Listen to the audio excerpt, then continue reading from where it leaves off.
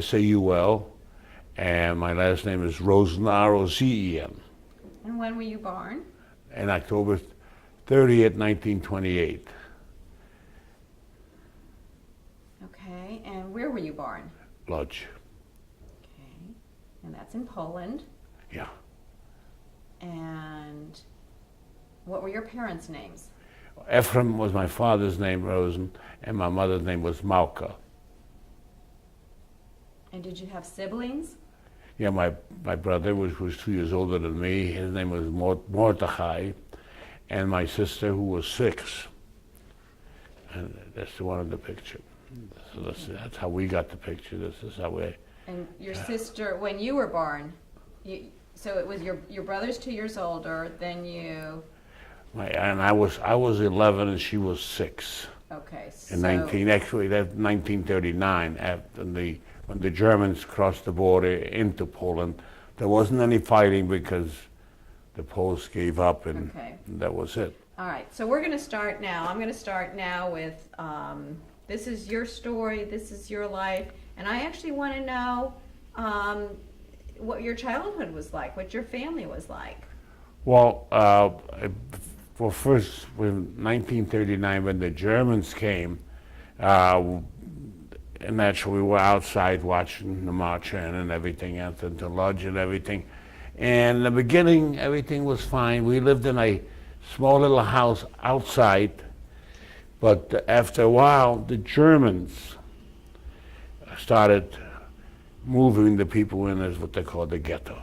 Right, but So- before that, what was your home like? Tell me what your family was like. What did your father do for a living? What did your My mother- father was a baker, Okay, but the only difference is the job that he had during the war wasn't, but we had an uncle who had a bakery on 57 Pilsudski Street. So my father went to work for him because they were doing stuff for the Germans as well as for the Poles in the bakery. So that's how and in the ghetto, he still went to work there. and do you remember your address of your home No, in Lodge? no. Okay. All I know, we lived in Lodge, and I didn't go back. And that was in the ghetto. It was like an apartment on the 3rd floor. Where my brother, my sister, and my mother and father. So. And were you in school? No, I didn't. My brother did, but I didn't. No, Okay. I was too young, and then the war and everything else. So I no schooling at all. Okay. So you didn't go to Hebrew school, or? No. Okay. Was your family very religious? Yeah. Well, we just enough, celebrate the holidays and everything. Especially, according to the Jewish calendar, I was born on Yom Kippur. You're a Yom Kippur baby. Yeah, Yom Kippur baby. That means we never had any parties or nothing and everything because we celebrate the stuff in here. That's the only thing I remember. But I remember my brother going to Hebrew school, and he did get bar mitzvah right before 39. I think got the year of 1939, but early in the year.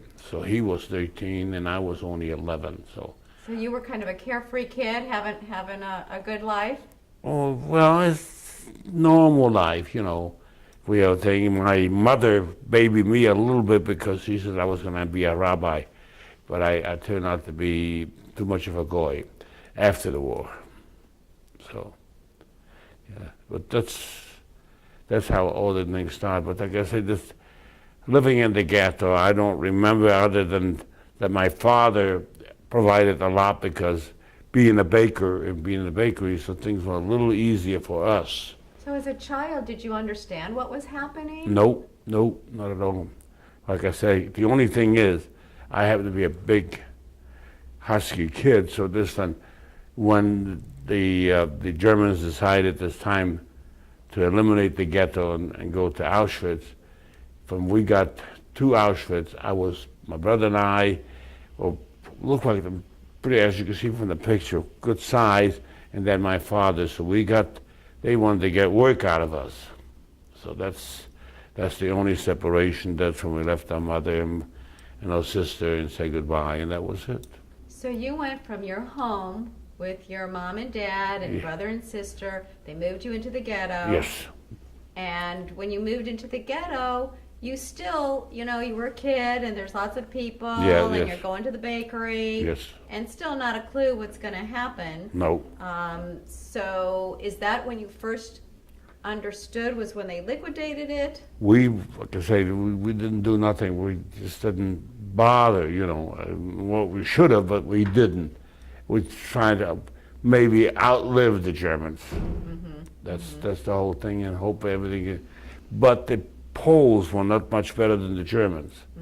I mean, they were not loving people either. So, like I say, and then after that, when we got back after the war in 1940, I guess end of '46, and we met back in Poland. So the only thing is, the ghetto was destroyed, so there was no ghetto there. But the bakery, my other uncle, which is actually from my mother's side, he was in the what they call in the hardware business. But during the war, he was hiding out, and he did not go to Auschwitz. He was escaped by hiding away, and then he took over because everybody else who was associate between both mishpuchas, he took over the bakery. Okay. So I got thinking, but his children, they end up in the ghetto because I met one of my cousins, Tiefenbach, which actually he was also in the march from Auschwitz, but he ended up in Canada. So he lived in someplace in Canada. We happened to get to see him when I find out from my cousin actually in Palestine about him. So we got to see them, and we corresponded a little bit, but not much because he had his own family and all this stuff in here. So, but he lived in Canada. Okay. He ended up living in Canada. It was another brother, but I don't know where he never went to Auschwitz either.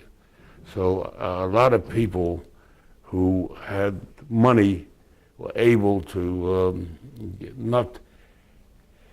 Maybe my uncle knew that what Auschwitz was. Most of us were just either we were dumb or we didn't want to know, and that's it. And that's being, you know, the whole thing of my father and everything else. And he was a sick man because he died from the coma, the Your father asthma. did. Yeah, he died natural death.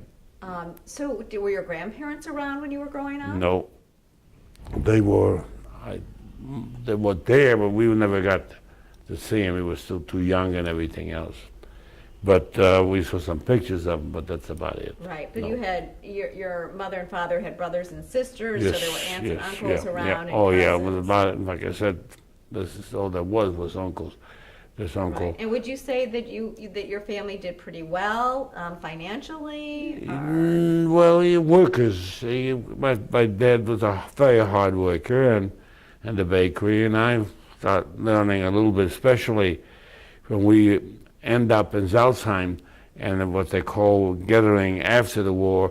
I helped out in the bakery, and I started doing baking for Passover. Where they bake matzah and all this stuff in here. This is the only thing. But what happened was, I was still underage, under 18, and the UNRWA, who took over the camps, had people who were countries who had escaped all the Holocaust people. I mean, some people went to Australia, and a lot of people went to Canada, and a lot of people went to South America.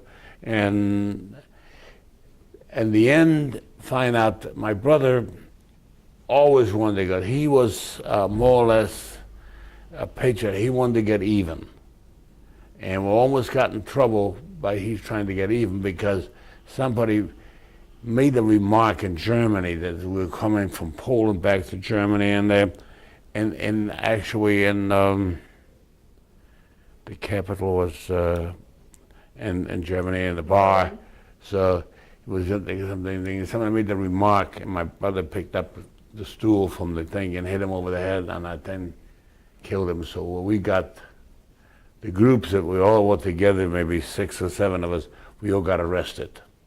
If it wouldn't be for a Jewish officer in the Russian army, we would have never gotten out.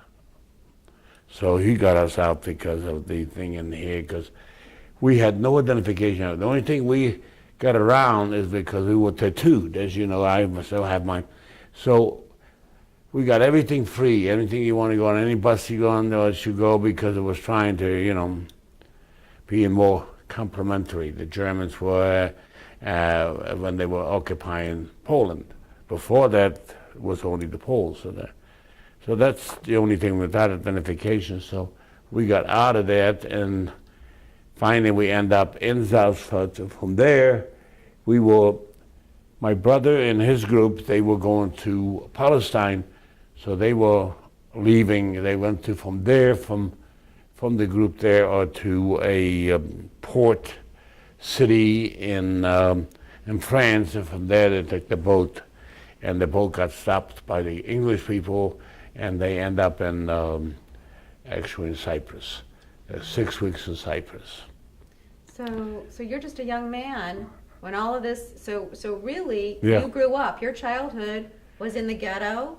Most of it in the ghetto, yes. And of course, after that, it was in Salzheim. And then we will ask if anybody in the group that want to go anywhere else. So some of the guys that we were with, that we knew, wanted to go.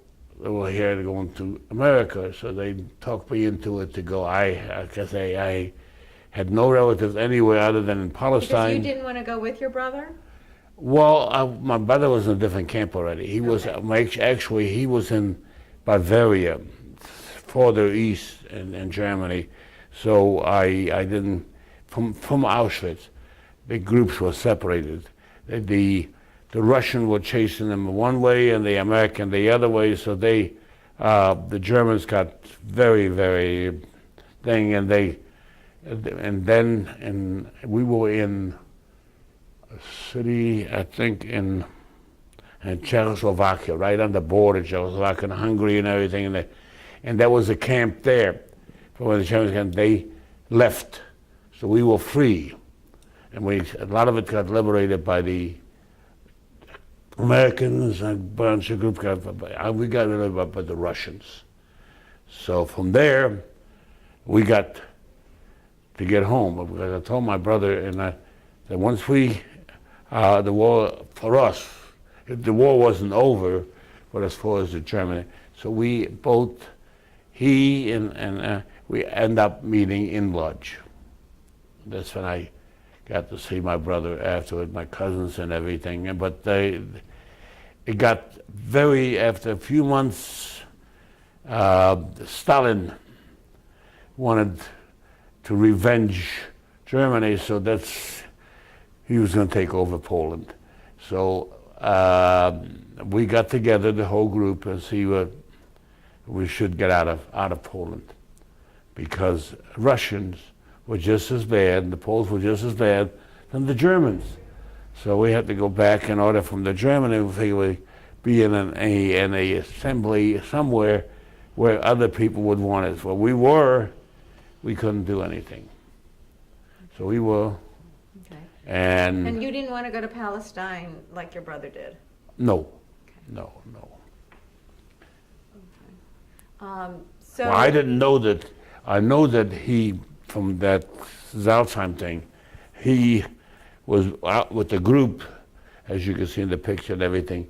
This is what they wanted. They wanted to take revenge, because my brother was in almost all the wars when Palestine became an Israeli state. So he was fighting the Arabs. Mm-hmm. I went to see him for our first trip to Israel. I went to see him, and he would walk around the city. He lived in Kfar Saba, which is actually on the north side, actually borders Syria thing in here, because we always used to hear the planes go over to Syria. So, and that's about it. That was his passion. So when you were in the ghetto together with your brother, yes, it was your mom, your dad, and your brother and sister. Who else was in the room with you? That's it. Okay. All those 5 people that you see, that's all there was. Okay. And did you do any kind of work when you were in the ghetto? No. Okay. No, at that time I was only 11. Okay, so you were there from 39, and when did they liquidate the ghetto? 44. Okay, Yeah, so you were right. there a long time.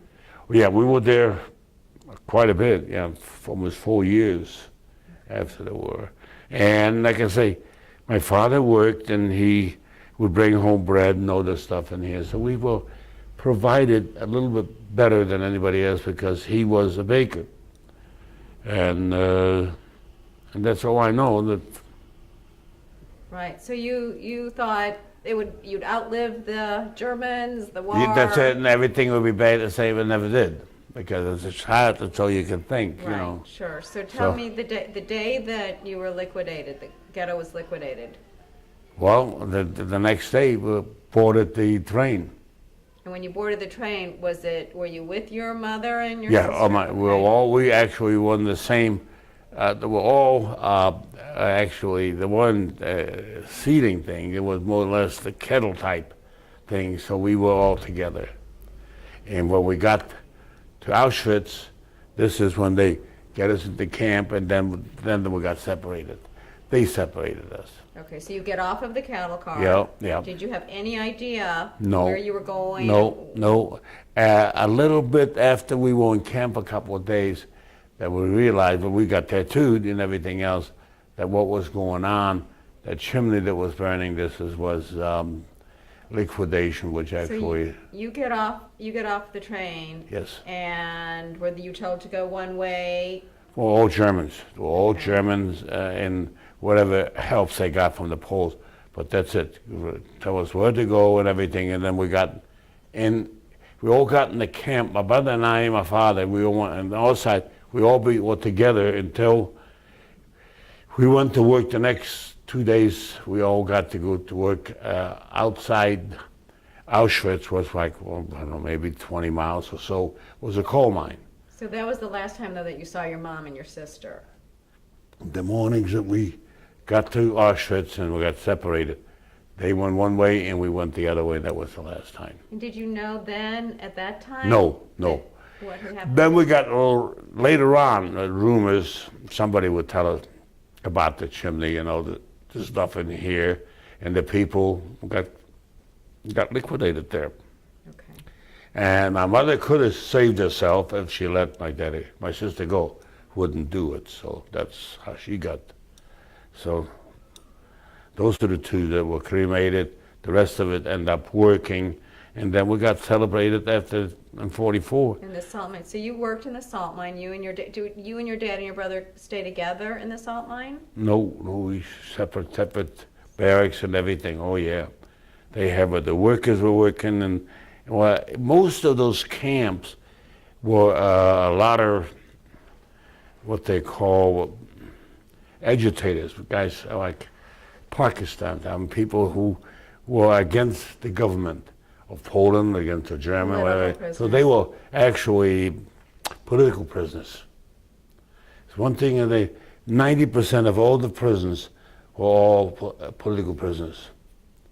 And we got to stay in the prison because they were working in the mines and we were working in the mines. So the workers and everything. So we were there in the mines very short time because of the thing in here. Were there men and women working, or was it just men? Men. Okay. Oh yeah.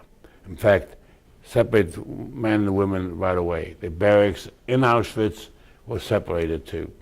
And was it hard work? The mines, oh yeah. That was when you had to get the coals out, and So you with were shovels. walking, and going down into the salt mines, and Well, it wasn't salt mine, it was coal mines. coal mine. Coal mines, yeah. Oh, coal mining. Yes. Okay. And My dad died from it because of the no air. He had sickness. The air was no thing in here. So, were you with him when he died? wait, not with him because he went to the hospital Okay. in that camp. So he stayed the night. We didn't get to see him, and they wouldn't let us see him either. So but we knew somebody notified us that he died, and it was buried in that mine. But I don't know where it was or anything like that. But So the only one who was left was my brother and I. But we didn't see each other because he went in a different direction on the march. We all got. But you saw each other when you were working in the coal mine? You saw each other? They wouldn't let you see. They try to keep. We were in separate buildings altogether. So Did you get to know the other men in the barracks with you? Yeah, there was other men. I think this, if you see one of the pictures there, that people.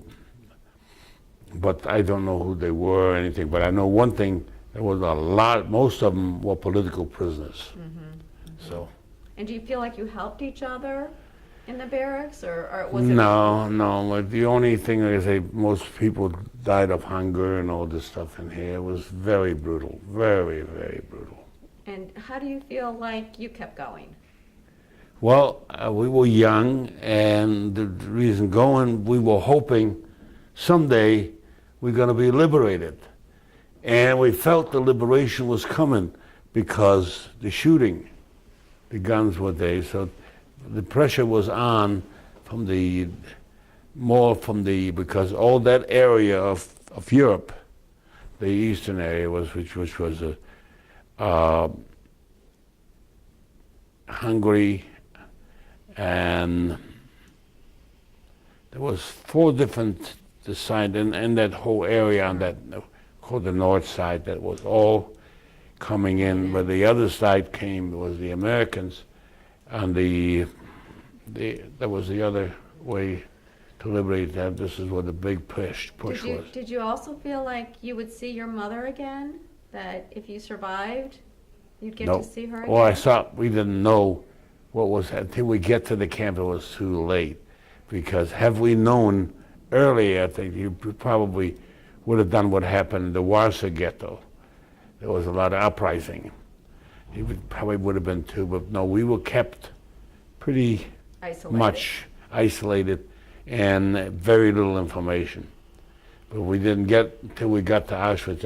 And even there, you didn't know anything until people who were working. A lot of people were working who were Jewish, who came from larger Poland. We didn't know them, but some people did know, and they got some information, and they were able to tell what was going on there. This is how we know where my mother and sister got that they were killed. So you're a young boy. You're 16. Yeah. 11. Well, you're 11 when you started, but by 1944, when you're in Auschwitz, and you're surviving. Yes. You're struggling. Yeah. And you know you've lost your father now, and your brother's working close by, but someplace else. Yeah. And the most important thing, they didn't want anybody to get together, because then the group were trying to separate us all the time, keep us separate, take us to the same place, but maybe separated. So I didn't see where my brother was working in the mine, where we weren't working together. I was completely different. I think it was on the other end, because they used to have like electric trains that would take you deep into the mines. You would walk up from the camp to where we walk to the mine, and then there's like a regular train type thing that would take you in to get where you dynamite the coal out of the wall, and then that's it. And how was your health at this time? What? How was your health? Mine was good. Mine was very good. Yeah. Okay. Yeah. So you were able to go to work, go back to the barracks, go to sleep, get up and go back to work. Exactly. That's all. Okay. No other time. There was no recreation, nothing of any kind. We got to talk to the only one we got to talk to is the people in the mine, and they were all political prisoners. And they kept the Germans they kept a good eye on those prisoners, not to communicate. Okay. So when they took you out, did you go out on a death march? Is that what happened? The death march, half of the people died on the march. So they just came in and said, start marching? Or did they put you on a train? Take you outside and start going, and you follow. Now, if you would run out of the Kirches, you couldn't walk anymore, you get shot right on the road. How long were you doing that? Oh, I think 3 or 4 days, if we don't remember. But we would stop. We'd be on the in the field somewhere, and this is where we were sleeping, and then continue as the pressure of the armies on both sides were keeping up. And were you hearing bombings? And Yeah, a lot of planes and things go over it, so you knew that they were close. They were very close. did you think you would survive that? We'll figure, oh yeah, that was the hope. And then whatever had happened, when you got free. Do you remember? Tell me about that when you realized you were free.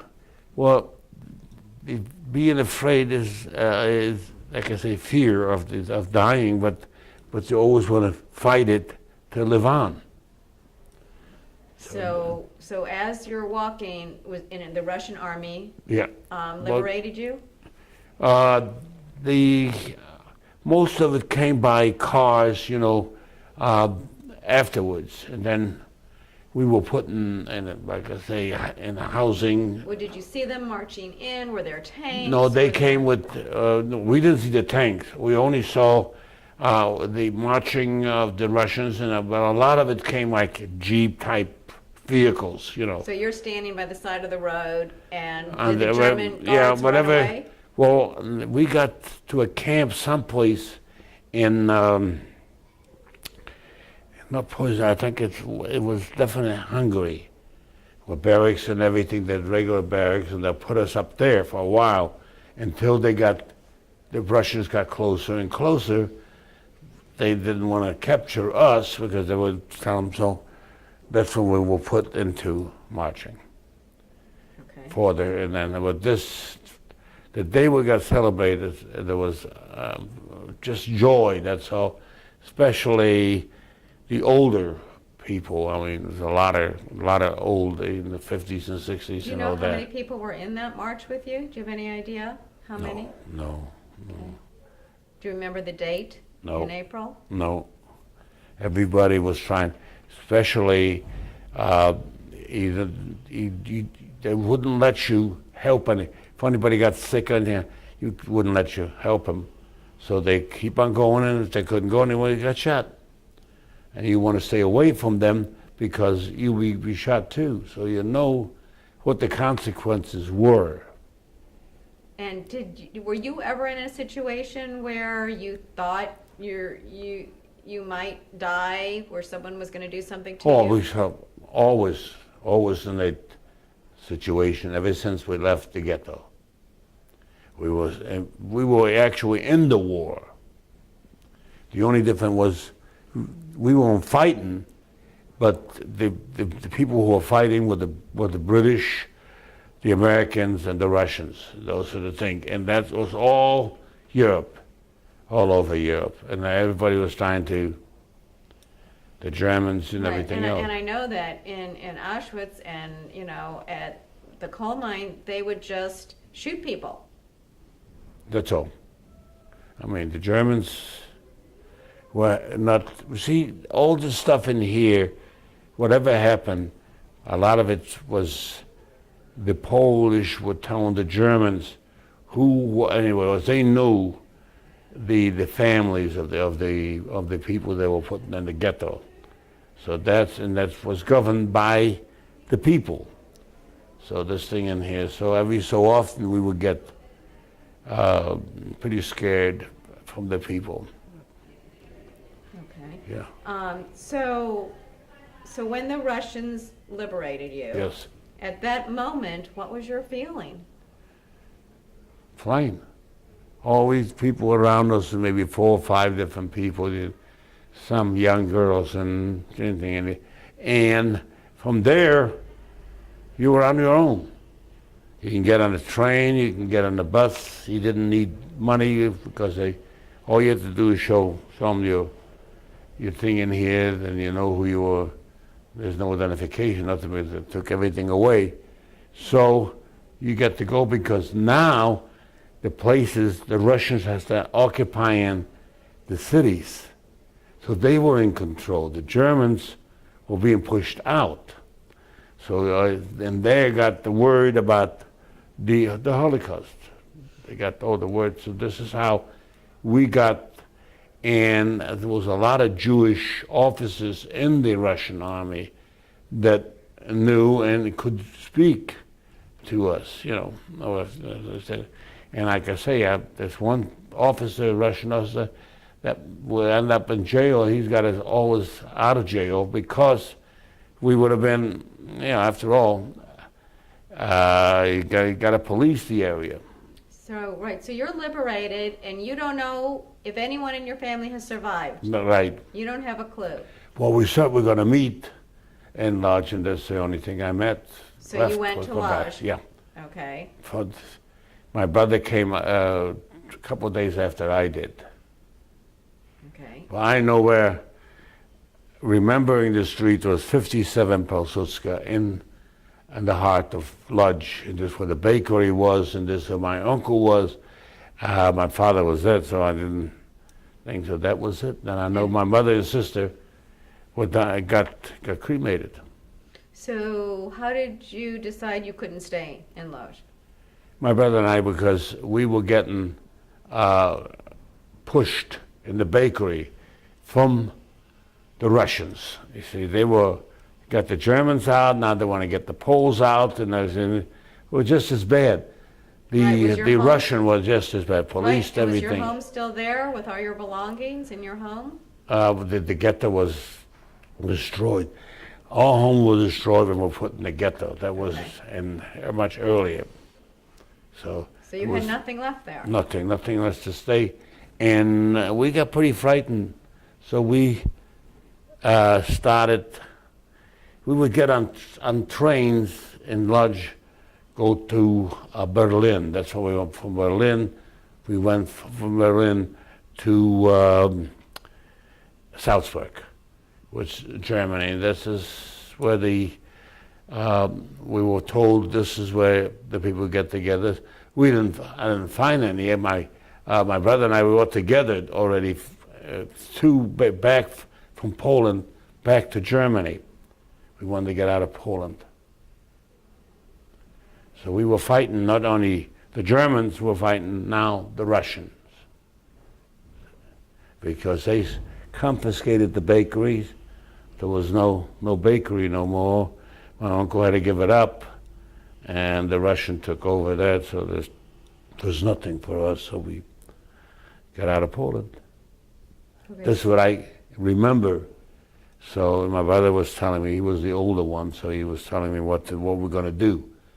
So we got together with about 3 friends of my side and 3 friends of my brother's there. So, and that's how 6 or 7 of us were together from train to train. We go from one train to this and then continue until we got through Berlin, from Berlin to Salzburg, and that's when we settled down in Salzburg. We stayed there almost 4 years because we didn't get out of there until 47 when I got to New York. But we boarded the ship in Germany, and we went to the English Channel, and then we went out to the main sea. And how did you end up get on that ship? Was that well? through, That's through the people. Yeah, that's the people. The UNRWA. You had to be under 18, so you weren't an adult. You were as a child. You would get the privileges of going to any other countries you wanted to go. Whoever, and each country would offer thing in here. So how frightening must that have been for you as a young boy who has no family? No family, and like I say, and we didn't know where we were going. So like I say, but our group was decided to go to America, and then sister and I go with them. And this is how I got to the United States. So when you got here, it was 1947. Yes. In New York City. We got to New York City, and from there, a group went to Cleveland. And from Cleveland, we were divided up in certain groups. Let's see, St. Louis wanted like 6 or 7 different. So I got on them with the unit. In fact, one of the girls that was in the group who married somebody from, guess she's from Hungary, and in fact she just passed away not too long ago.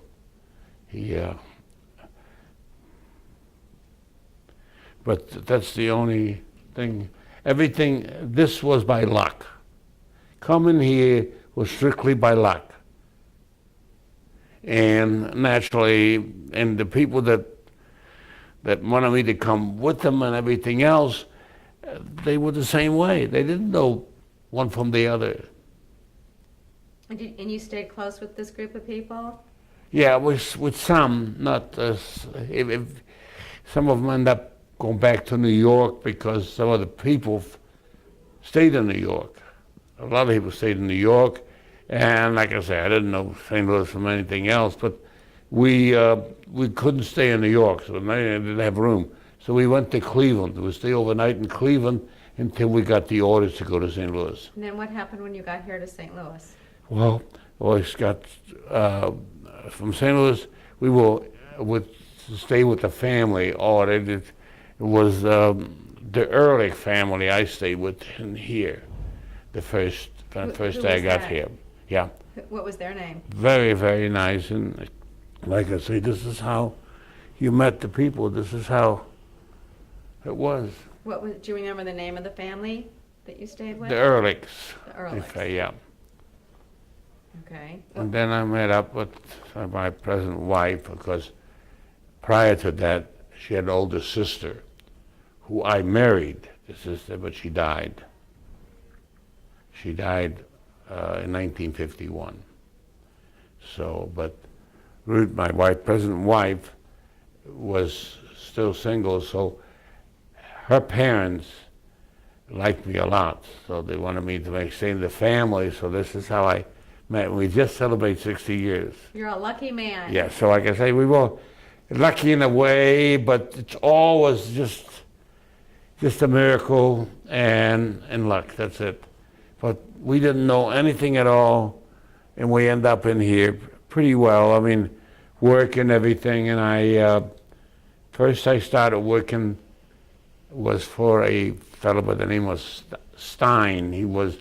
I was a dress cutter, materials, and I didn't care for this at all. And from there, I bought into a small store, and it was in Wellston. And from there, that was in '53 when the Korean War was, ordered to serve, this thing in here, and I couldn't go because of the store. But one Sunday, my refrigeration belt started the fire and burned the thing down. Oh my God. Yeah, like I say. So then I was ready to join the service. So I went to, and from there by train we went to enlisting into the service, and then we were shipped to Fort Leonard Wood. And in Fort Leonard Wood, because I was in business, I got a job in the actual hospital. From the hospital was in the dental supply. This is how I ended up. I ended up staying 2 years in the state in Fort Leonard Wood for 2 years. So while I was in the service, we got married. Okay, that's good. In 1953. Okay. We decided before I go overseas was to get married, but I didn't go overseas because they needed a supply sergeant. That's what I ended up being a supply sergeant, but I was in the dental for 2 years. So, how do you think you survived? The surviving actually was, I was healthy, number one. I wasn't sick, so I could do things, everything. And when you produce, they keep you. If you're not productive, you go. Right. So I know that you didn't want to talk for all these years. Is it, I know that it's difficult to go back and remember. Well, it comes as you slowly, especially I read my brother's thing, what he went through, and it's very much the same, but the only thing a different part of the country. You see, he was in a camp, and I think it was in the mountains in Germany. So this group were all liberated, so he went, and he wanted to go to Palestine. Well, when he was when we were back in Poland, he wanted to go we couldn't go from Poland, so he had to go back to Germany and try to get out of there because we knew a lot of people were leaving different places and go to different things, and it works out. So this is how it happens. Everything was like, and he too, he was very healthy, so he got to do all the work and working, and that's it. But I mean, achieving, thing is, you got to get lucky. Luck has a lot to do with it, more than anything else. The rest of it, if you don't have the luck, you don't get the opportunity. Once you had the opportunity, we took advantage of. And once you were here and married, and tell me about your children. Well, when I got back in 1955, I was out of the service. We scraped up enough for down payment to buy a little house on Page Avenue there, and we had a very, very small house with 2 bedrooms, and we had 3 kids. So, like I said, we screwed ourselves out of a house. No, that's I've always said that. But it was nice. My wife was she's right now excellent.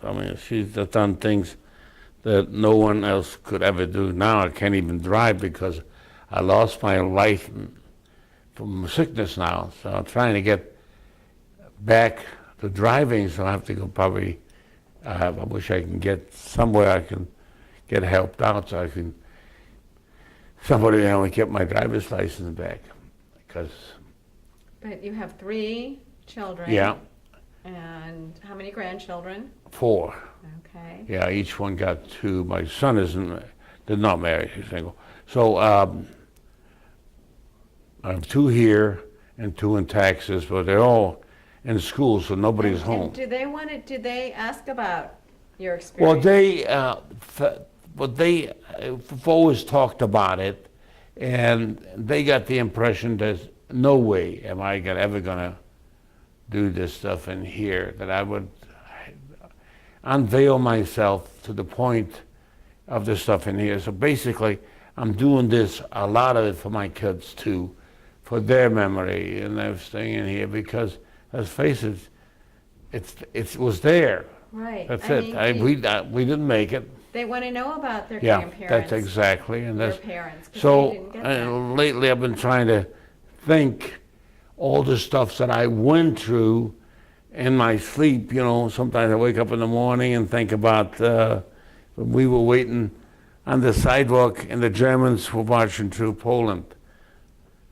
Never forget, and we thought things are going to change because that the Germans take over. We didn't care for the Polacks at all, but this is what it was, So we were hoping that would be a big change, but it reversed itself and going the other way. So did you feel anti-Semitism when you were a kid? Did they call you names because you were Jewish? No, I didn't go to school. I was too young. You see, if I was down home, it's different. But anti-Semitism was always there, yeah. I always felt that. My parents went through it and all that and stuff in here, but we never witnessed this.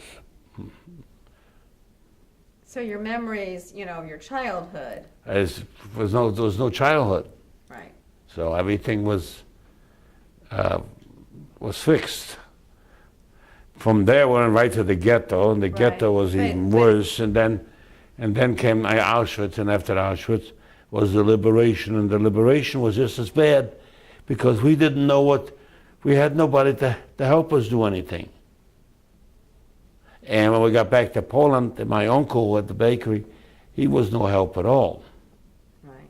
He had his own kids, whatever they were doing. They were in the Auschwitz deal. He didn't, but they were. So he had thing in here. But this is. So do you feel like when you tell your kids about your parents that you had loving parents? Yeah. Well, they were very, very lovely, and I mean, they were very, very devoted. So that's a huge loss for a young Yeah, child. so that's exactly very devoted. You can see the devotion. It shows my sister. My mother gave up her life for my sister because she wouldn't let her out of her sight. Sure. So the devotion was there. So this is how. But I think what happens with Holocaust survivors is their children have these questions, but they're unanswered. So they grow up. Yeah, well, the thing is, like I say, you like to talk pleasant things. Unpleasant things, you know, it hurts. And they could feel their hurt. And they didn't want to do anything that would hurt me. They felt that they had not hurt done without this. So that's how it was. It was always been forgotten until lately. I guess got a little bit more. I got a little bit what they call sympathetic too. I mean, I felt a little bit of a guilt for not, because I don't know if you know it, but what's his name? Ed Feinstein, who was with the not Ed, Ben. Ben Fainer? Ben, yeah. He wanted me, see, he married my sister-in-law. So, but he always, good guy, he knew me and they always liked to get together and everything. And he was trying to encourage, because he opened up and it helped him. So, as of lately, I got to see him. And so this is how I got. Well, we're glad, because it teaches. And What we're here. we're teaching here is Yes. we want the kids, Yes. and we want your children and your grandchildren Yes. to have a little bit of an understanding of what you went Yeah. through and how hard it Yeah. is to talk about. So, what was it, 4 weeks ago, that Sunday and everything? They happened to be here, so they came with me. So they got to see, and they got, especially the one, my youngest one, who lives in Chicago, she is the instigator. She was more instigating than Sue, my oldest one, that lived this year. So when they got the grandkids and all this stuff in here, and they're great grandkids. I mean, we got two still. My oldest grandson that lives here is going to be graduating from college next year. He's a senior. But my youngest daughter, Masha, her son was the oldest. Now he's doing graduate work at Jefferson, in Jefferson School. So he met this Israeli who goes he also is a political science major. So he got to translate all the Hebrew into English that what my brother went through. So to start reading it, a lot of it came back because what he has done, you know, and everything else. So that's. So have you stayed close with your brother? What? Have you stayed close with your brother? No, he was in Israel, and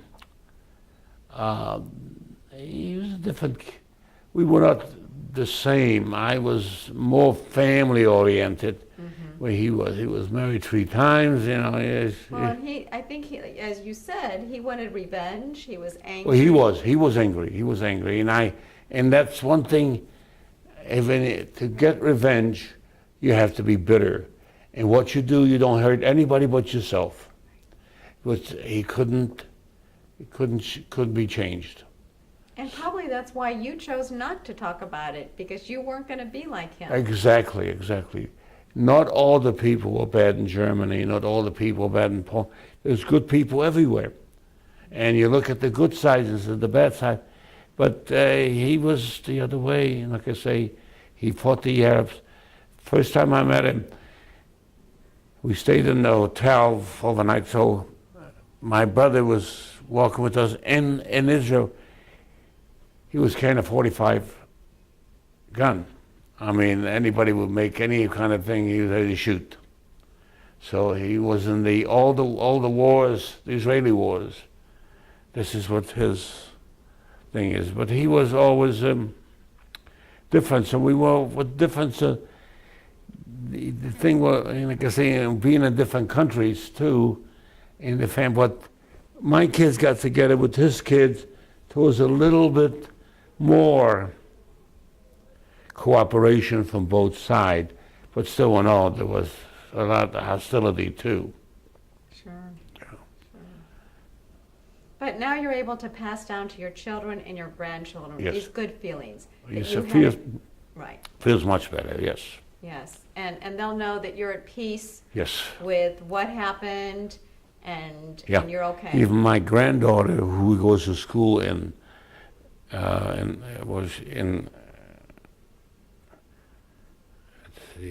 one of them goes to Michigan, the other one goes to God.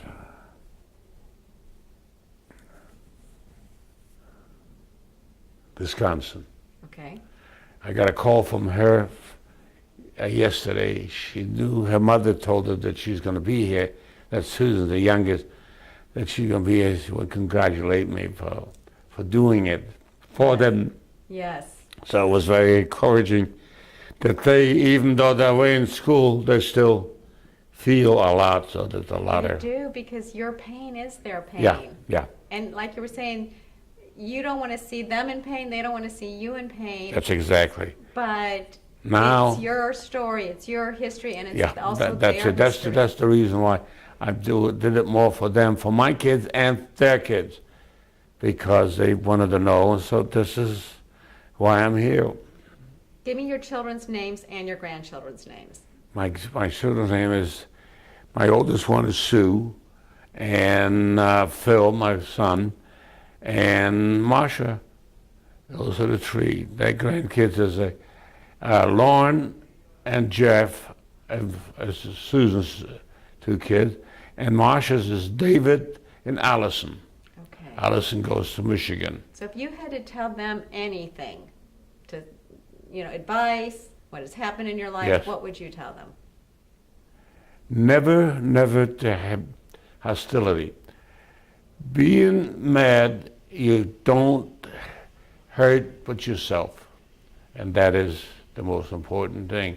Never, with even your friends and everything, always be more, understanding.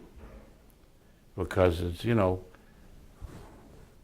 so that's the story that I'm trying to show everybody else.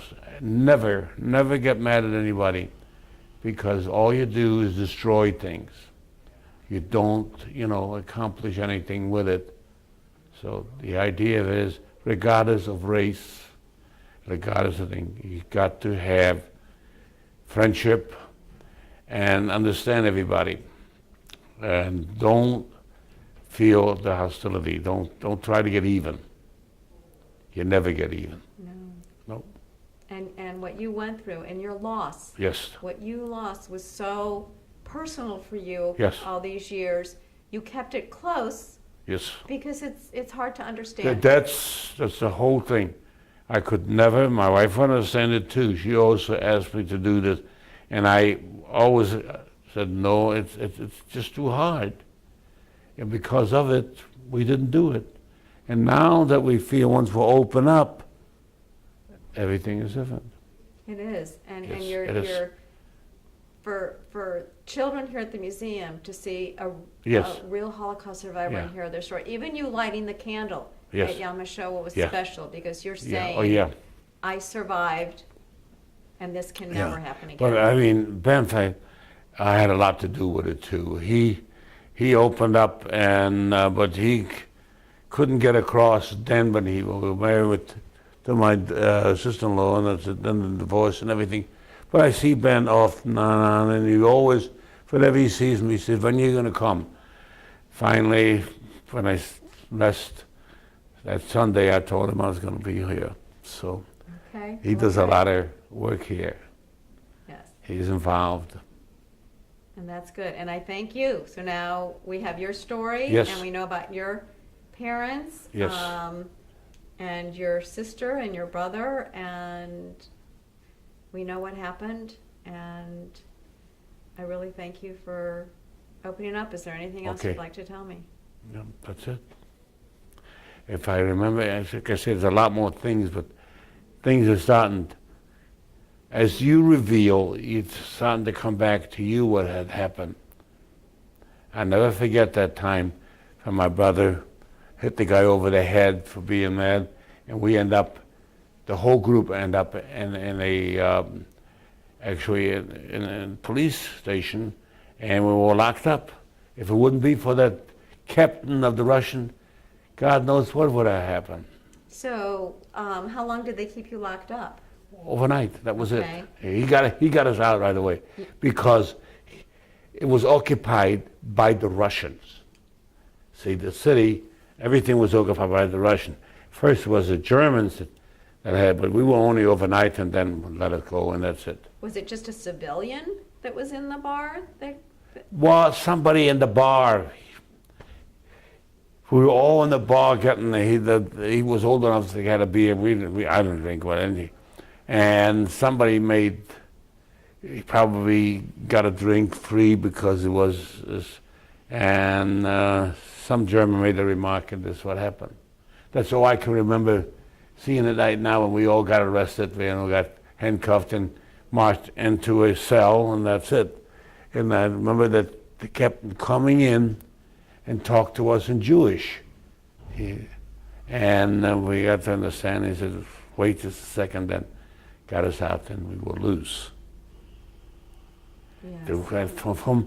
From Berlin we had to go in now the rest of the way to Salzburg. Right, and there was so much happening in that time, and Yes. so much loss, and Yeah. here, you're thinking you were finally liberated from Auschwitz, and you're going to go to jail. That's right, exactly, murder. exactly. That's exactly what happened. And I'm sure that was a big influence on actually the decisions that you made after that. Like I say, and I couldn't stop my brother because he was right. That I was wrong, not trying to get even. So I couldn't ever, because the hostility was there, and I didn't want that to happen to me, being hostile. Did you and your brother, the discussions that you had, did you talk about your parents being killed? No, never got. We all witnessed it, the same thing. We all know what happened. But we never discussed it because his thinking was completely different from mine. So being together, as like I say, we see it happen now in politics, People march against certain things that it's wrong, and it's bad. So as you look back at the life that you've lived Yes. since the Holocaust, Yes, once again, lucky. great life.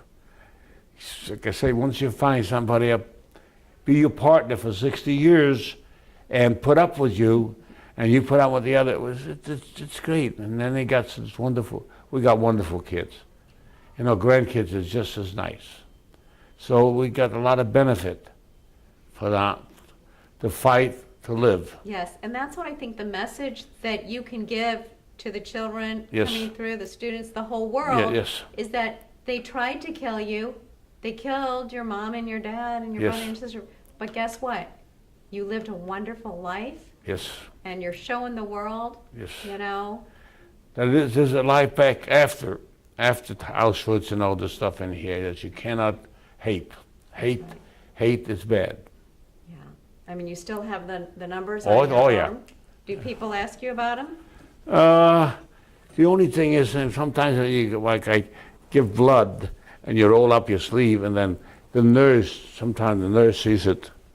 See, this 01 is my number, my brother's number 2, my father's number 385. So this is the only time it ever comes up.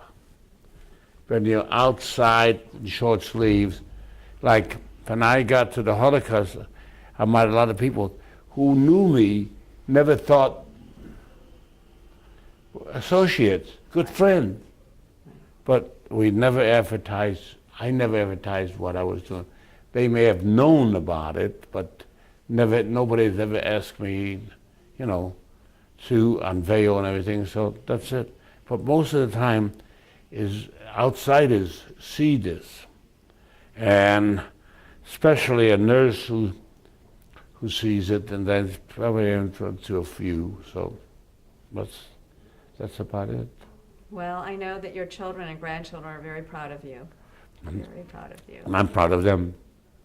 Okay. Well, thank you so much. There's a lot of nachas.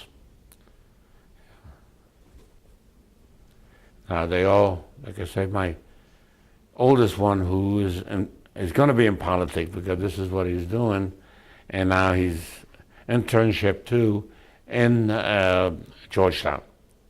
He got an internship, so he's going to be staying there. My oldest one here, Jeff, got a job with the one of the banks. I think be working in, and of course he worked for the J. He was actually a camp counselor for the J for many years when he was working. Yeah, so, yeah. And the girls too. My youngest one, who's in Wisconsin, is a tour guide for freshmen who come, the family and everything. So she's been working, and she's going to be staying this summer in Wisconsin. So, and when my young Allison was in Chicago, she's going to Israel on Israeli trips. So. Wonderful. Yeah, it's been very good. Because they're just a joy. And we had them for 60th wedding anniversary. You really got to see them because you got to see what really they have accomplished and done. So you're great. Proud of them. Yeah, very, very proud.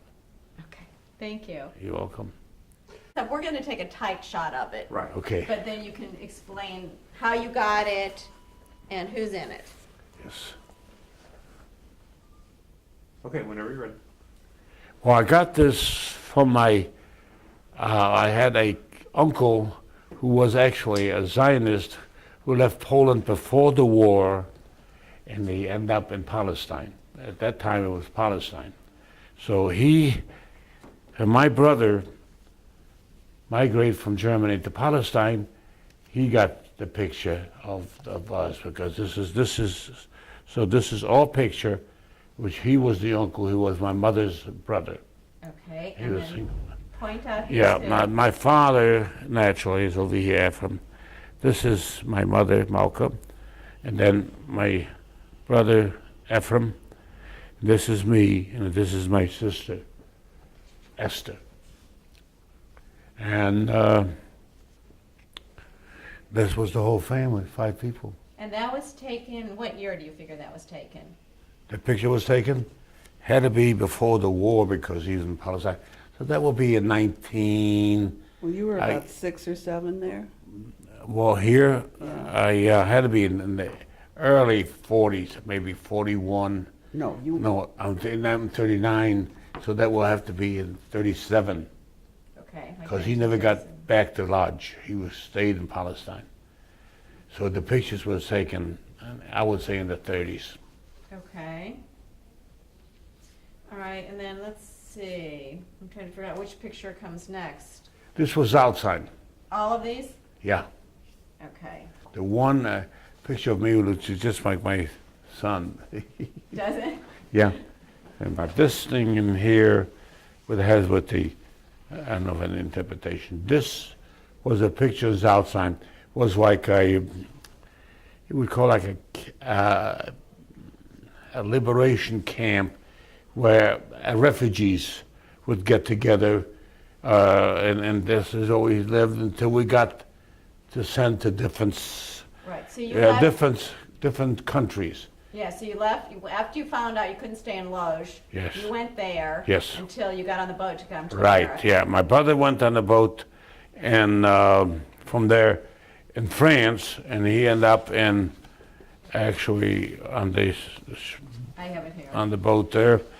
He ended up from France. He went all the way from Germany. He was in camping in Germany in the mountains. So he went from there. At that time, it was stopped by the English people. That was Palestine. They wouldn't let the ship go in to Israel. So they were in Palestine, I think, 6 weeks before they could move into Palestine.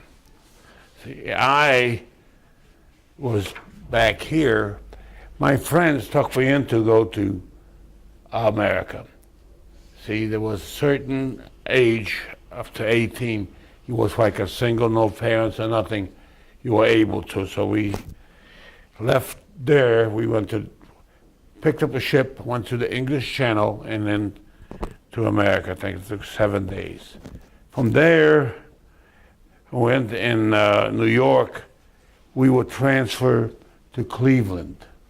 And in Cleveland, we stayed one night where people, they come in from St. Louis, the Ehrlich family, to have a house there. This is where we end up in St. Louis.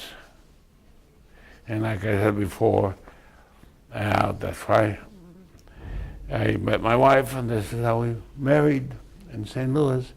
And now we have 3 children, Sue, Phil, and Marcia, and we have 4 grandchildren, which is David and Allison and Lauren and Jeff. That's the 4 grandchildren. And this is our family. And we actually, the rest of us now is 11. And this is my story to start with. Now, if I remember anything else, I'll be able to tell you if I did. But a lot of the people in here, other than me on this end, this guy looked familiar, but I don't remember him.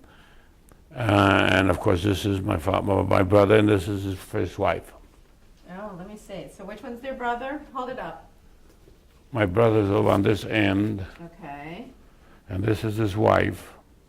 And this is a very good friend of his. They were never parted, those guys, every place they went, in Alzheimer as well as in any place else. Okay. And this is a picture just of me. Yeah, hold up that picture of you. So that looks like your son looks like that too? Yeah, my son looked just like him. Okay. Wonderful. Yep, thank you. Okay. We're good. Okay. Unless you want to say something, Ruth? He's amazing. Yes, he is. Robert Kaplatsky said, the amazing man. I survived too many things. He survived. Survived. Bad illness. I'm as called a survivor. And he is an amazing person. Yep. He's very lucky. He told us how lucky he is Yes. to have you. Well, we're lucky